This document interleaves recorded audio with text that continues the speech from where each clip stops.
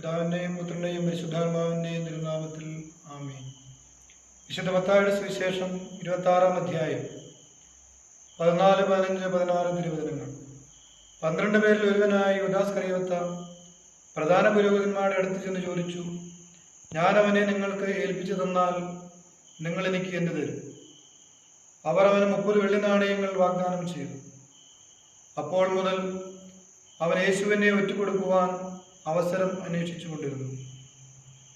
കർത്താവിൽ ഏറ്റവും സ്നേഹിക്കപ്പെട്ടവരെ, നമ്മുടെ കർത്താവിൻ്റെ പീഡാസഹനങ്ങളെ ഓർത്ത് പ്രാർത്ഥിക്കുന്ന ഈ നാളുകളിൽ ഇത് നമ്മുടെ ചിന്താവിഷയം യൂദാസ് യേശുവിനെ ഒറ്റുകൊടുക്കുന്ന സംഭവമാണ്.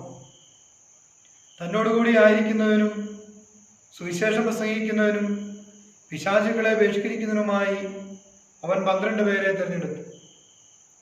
തൻ്റെ ജീവിതയാത്രയിൽ കൂടെയുണ്ടായിരുന്നവനും ശിഷ്യ സമൂഹത്തിൽ പ്രമുഖ സ്ഥാനം അലങ്കരിച്ചിരുന്നവനും പണസഞ്ചി കയ്യിലുണ്ടായിരുന്നവനുമായ യൂദാസ് തൻ്റെ ഗുരുവിനെ വെറും 30 വെള്ളി നാണയങ്ങൾക്ക് ഒറ്റിക്കൊടുക്കുന്ന സംഭവം. നിഷ്കളങ്ക രക്തത്തെ ഒറ്റിക്കൊടുത്ത പശ്ചാത്താപത്താൽ തനിക്ക് പ്രതിഫലമായി ലഭിച്ച വെള്ളി നാണയങ്ങൾ വലിച്ചെറിഞ്ഞുകൊണ്ട് തന്നെ ഇല്ലാതാക്കുന്ന യൂദാസ്.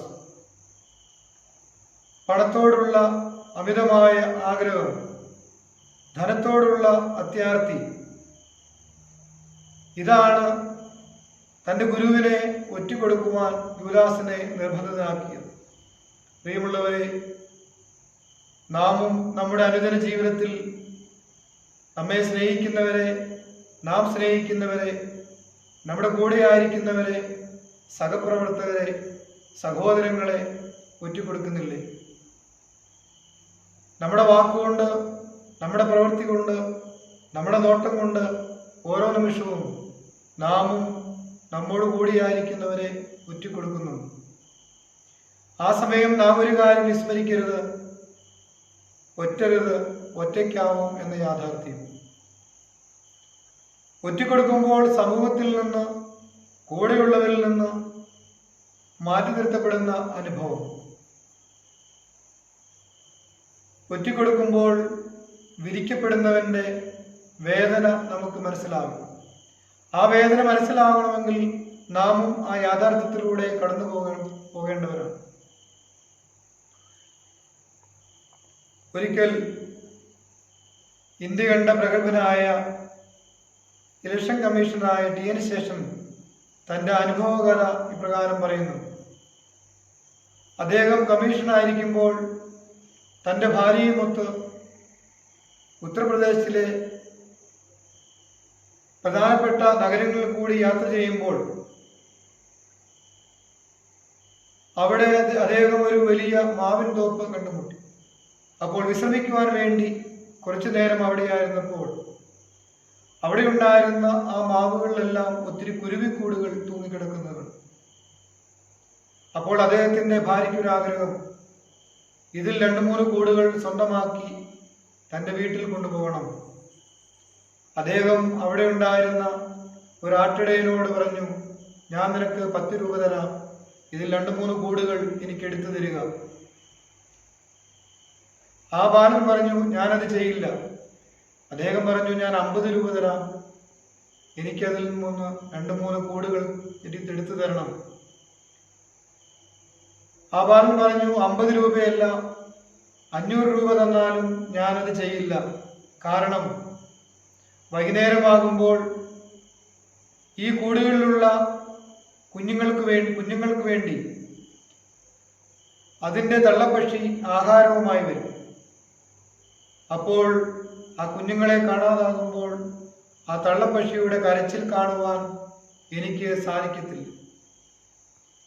അദ്ദേഹം ഇപ്രകാരം പറയുന്നുണ്ട്, തൻ്റെ IAS പദവിയും സ്ഥാനമാനങ്ങളും അധികാരവുമെല്ലാം ഒരു നിമിഷം കൊണ്ട് ഇല്ലാതായ ഒരു സമയമായിരുന്നു അത്. പ്രിയമുള്ളവരെ, വിദ്യാഭ്യാസമോ അധികാരമോ അല്ല, തിരിച്ചറിവാണ് പ്രധാനമെന്ന് ആ ബാലൻ നമ്മെ പഠിപ്പിക്കുന്നു. അവരുടെ വേദന തിരിച്ചറിയുക, അവരിലൂടെ പരനിലേക്ക് എത്തിച്ചേരുക എന്ന യാഥാർത്ഥ്യം. തിരിച്ചറിവ് നഷ്ടപ്പെട്ട യൂദാസിന്റെ സംഭവമാണ് നാം ഇന്ന് വായിക്കുകയും ധ്യാനിക്കുകയും ചെയ്യുന്നത്. പ്രിയമുള്ളവരെ, ഈ കഠാനുഭവ ആഴ്ചയിൽ നമുക്ക് പ്രത്യേകമായി പ്രാർത്ഥിക്കാം. എൻ്റെ സഹപ്രവർത്തകരെ, കൂടെയുള്ളവരെ, എൻ്റെ സ്നേഹിതരെ ഒറ്റുകൊടുക്കാതിരിക്കാൻ, അവരെ തിരിച്ചറിയാൻ കൃപ തരണമേ എന്ന് നമുക്ക് പ്രാർത്ഥിക്കാം. ലോകത്തിൻ്റെ രക്ഷയ്ക്ക് വേണ്ടി കുരിശുമരണം വഹിച്ച ക്രിസ്തുവിൻ്റെ തിരുമുറിവുകൾ അതിന് നമ്മളെ ശക്തരാക്കട്ടെ എന്ന് നമുക്ക് പ്രാർത്ഥിക്കാം. പ്രാശാഴ്ചയിൽ നാം പ്രാർത്ഥിക്കുന്നത് പോലെ, നിന്നെ വിധിച്ചോ വിധിയേൽക്കുമ്പോൾ വിധിയേൽക്കല്ലേ നാഥാ ഞങ്ങൾ. പരിശുദ്ധാത്മാവിനും സ്തുതി.